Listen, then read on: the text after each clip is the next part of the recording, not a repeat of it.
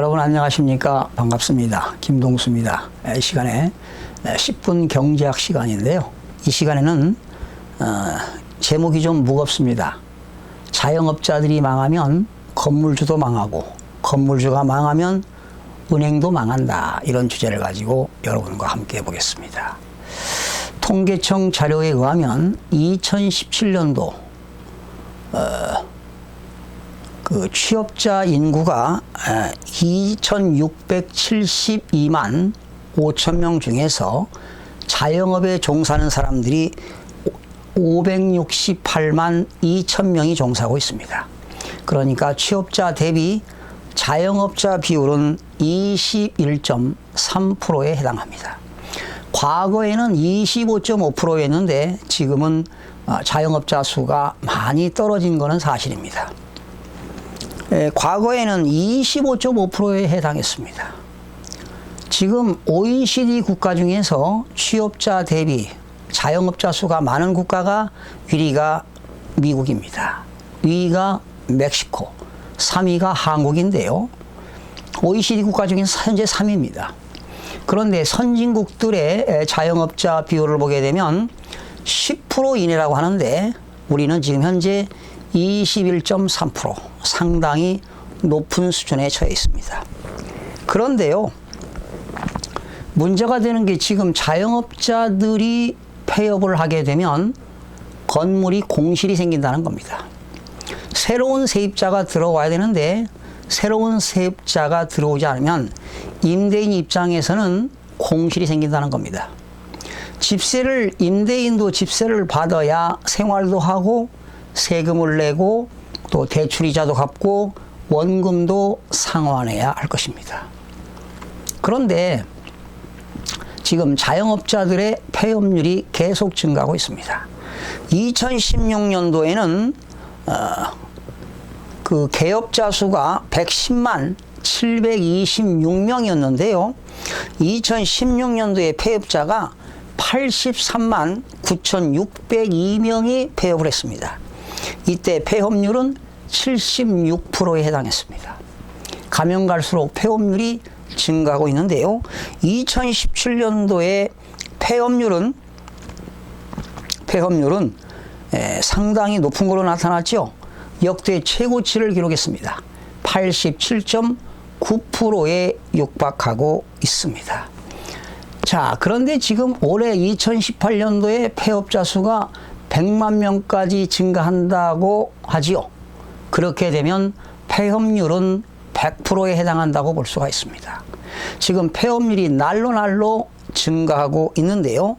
지금 우리나라의 소규모 상가를 보시게 되면 2017년 4, 4분기에 소규모 상가의 공실률이 3.3%였는데 2018년 1, 4분기의 공실률이 3.7%였습니다. 지금 3, 4분기 아닙니까? 계속 공실률은 증가하고 있는 실정입니다. 중대형 상가는 2017년도 4, 4분기에 7%였습니다. 그런데 2018년 1, 4분기의 공실률은 7.7%로 증가했으니 이제 중대형 상가의 공실률이 10% 이상이 될 전망입니다. 또한 자영업자 폐업률이 이렇게 87.9%까지 최대 갱신을 했는데요. 아마 올해 3, 4분기, 4, 4분기 되면 2018년도 최고치를 기록하지 않을까 생각이 됩니다. 그런데 폐업 원인을 조사해 봤더니요, 남들이 따라하기 창업이 많더라고요. 누가 어떤 업종이 잘 된다고 한다면 그 업종을 따라하니까 우죽선 그 지역에 창업자들이 생기게 됩니다. 그렇게 되면 반짝 이익은 얻을 수 있을지 몰라도 6개월, 1년 지나게 되면 수익률이 저하돼 가지고 결과적으로 폐업할 수밖에 없다는 겁니다. 이렇게 바짝 따라하기 업종은 창업 주기가 6개월에서 1년밖에 되지 않는다고 합니다. 그리고 요즘 최저임금 상승으로 자영업자들이 많은 고통이 따르고 있는데요. 거기다가 임대료까지 상승했습니다. 임대료까지 상승. 그리고 요즘 장기 불황으로 가는 바람에 소비 부진으로 인해서 사실은 외식 상권이 살아야 그 인근의 주점 상권도 살게 되는데, 외식 상권이 죽으니까 역시 주점 상권도 죽을 수밖에 없습니다. 요즘 특히 저녁 있는 삶이라고 해서 52시간 근무제 이후에 이제 저녁 있는 삶으로 직장인들이 귀가를 하니 또 회식도 줄어들고 이런 주점 상권마저 잘 안 된다고 합니다. 특히 주요 상권, 우리나라 제일로 땅값이 비싼 명동 지역에 월세가 4천만 원 받았던 임대인이 공실로 인해서 월세를 반절 50% DC해도 2천만 원으로 DC를 해도 새로운 세입자가 오지 않는다고 합니다. 그러니 임차인을 구하기 힘들지요.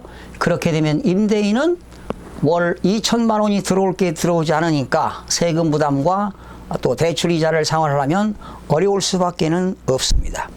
특히 우리나라의 명동이라든가 홍대 입구, 또 심지어 종로를 가봤더니 YMC 있는 인근 지역에 옛날에 호황을 누렸던 지역인데, 그런데도 공실률이 상당히 많은 것이 눈에 띄고 있습니다. 그러나 명동 같은 데는 지금 사드 이후에 중국인들의 관광객이 감소되는 바람에 명동에 있는 그러한 자영업자들이 매출이 감소가 되고 있는 실정입니다. 거기에 뭐 임금 상승에 또 장기 침체라든가 또 52시간 근무제 실시로 역시 자영업자들의 매출이 격감하고 있는 실정입니다. 그러면 현실적인 대책은 없는가 하는 겁니다. 이제는 임대인과 임차인 간에 상생협력을 해야 됩니다. 임차인이 집세를 못 낼 정도라면 장사가 영업이 안 된다는 거지요. 이때 임대인과 임차인 간의 상생협력으로서 좀 집세를 인하시킨다거나 또는 할인해 준다거나 이렇게 해서 상생을 해야만이 임대인과 임차인이 살 수 있지 않을까 생각을 해봅니다. 그리고 이제는 최저임금도 속도 조절을 해야 할 때가 온 것 같습니다. 오늘 고용노동부가 최저임금 재심의를 받아들이지 않았습니다. 그러다 보니까 자영업자와 중소상공인들이 절규하고 있습니다. 고용노동부가 자영업자들의 절규를 외면한 겁니다. 지금 실업률은 역대 최대치를 기록하고 있습니다. 물가가 급등하고 있습니다. 수박 한 덩어리에 지난달 15,000원 하던 수박이 3만 원에 육박하고 있습니다. 서민들이 어찌 그 수박 한 통 먹을 수 있겠습니까? 이렇게 물가는 급등하고 있습니다. 그래서 앞으로 고용노동부는 최저임금의 속도를 조정해야 되지 않을까 생각이 됩니다.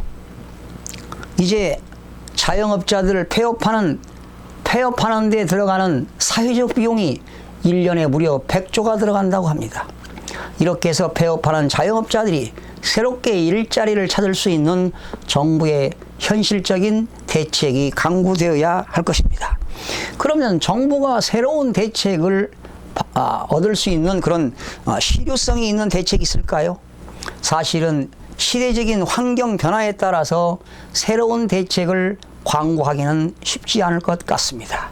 이제는 임대인과 임차인 간에 서로 상생할 수 있는 것, 국민들이 힘을 합치는 길밖에는 없습니다.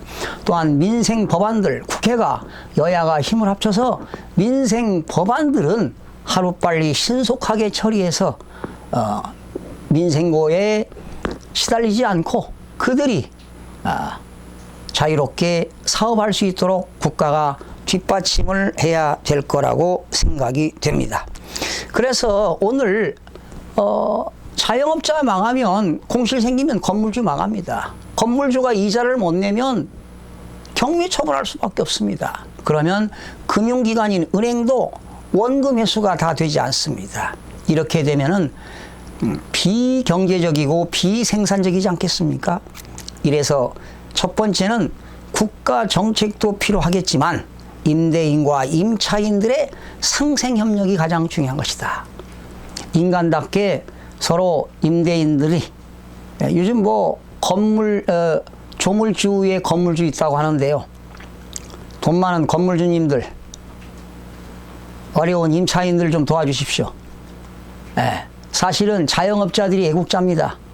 그들이 물건을 팔고 그들이 음식을 만들고 소비자들이 맛있게 먹는 거 아니겠습니까? 사실 그들 애국자입니다. 여러분 전통시장에 한번 가보십시오. 아침 새벽부터 밤 늦은 시간까지 하루 종일 쉬지 않고 서서 일하는 모습들 한번 보십시오. 그들이 진정 애국자 아니겠습니까? 그들의 삶이 풍요로워져야 대한민국이 잘 사는 선진국으로 도약할 수 있고 모든 국민이 잘 살 수 있을 것입니다. 자영업자 살려주십시오. 임대인과 임차인이 서로 상생할 수 있는 힘을 좀 보태주시길 부탁드리면서 오늘 여러분과 함께 했습니다. 늘 여러분과 함께 공부하는 가까운 이웃이 되겠습니다. 최선을 다해서 다음 시간에 찾아뵙겠습니다. 대단히 고맙습니다.